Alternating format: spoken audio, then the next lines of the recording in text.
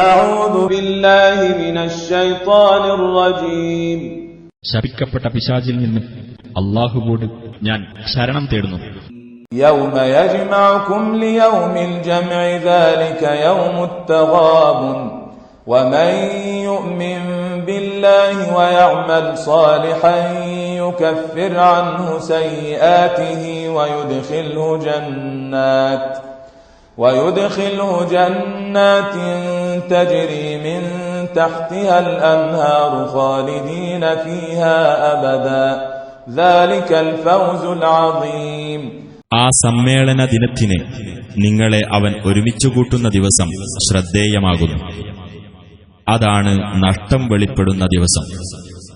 R അല്ലാഹുവിൽ വിശ്വസിക്കുകയും സൽക്കർമ്മം പ്രവർത്തിക്കുകയും ചെയ്യുന്നുവോ അവന്റെ പാപങ്ങൾ അല്ലാഹു മായ്ച്ചു കളയുകയും താഴ്ഭാഗത്തുകൂടി അരുവികൾ ഒഴുകുന്ന സ്വർഗ്ഗത്തോപ്പുകളിൽ അവനെ പ്രവേശിപ്പിക്കുകയും ചെയ്യുന്നതാണ്.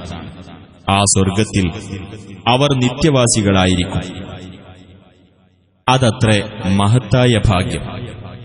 والذين كفروا وكذبوا بآياتنا أولئك أصحاب النار